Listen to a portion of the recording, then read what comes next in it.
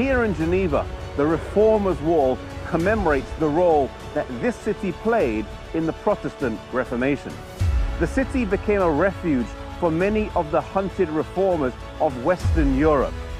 John Knox from Scotland spent several years here, and the Protestants of Holland and Spain and the Huguenots from France all sought refuge here in the city, but then carried the gospel from here elsewhere.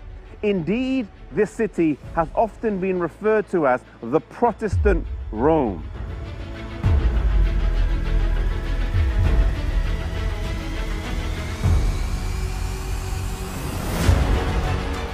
The city publicly accepted the Reformed faith on the 21st of May, 1536.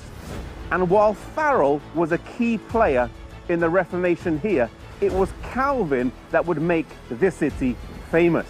Some have referred to Calvin as the international reformer. Such was his influence beyond the boundaries of the city limits. The central idea that Calvin developed was that a consistent and coherent theological system could be derived and defended on the basis of the Bible.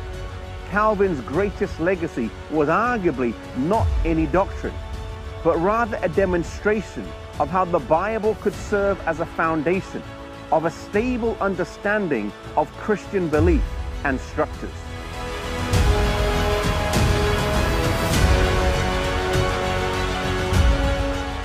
Another key thing that Calvin did for this city was founding the University of Geneva in 1559.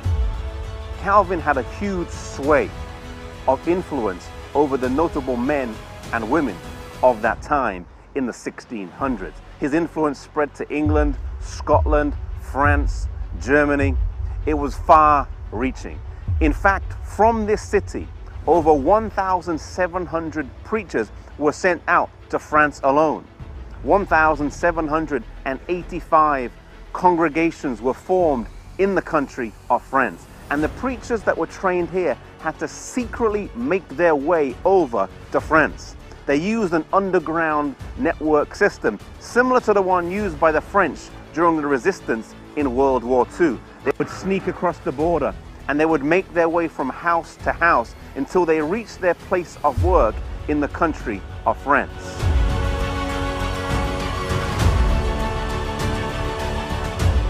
One of the greatest things to happen here in Geneva was the publishing of the Geneva Bible, the first English version that had numbered verses in it. The theme of the Reformation here in Geneva was post tenebrax lux, meaning after darkness light. And truly, a lesson we can learn from the Reformation here was that when God's word is studied, when it is read, it takes the darkness of our minds away and brings light.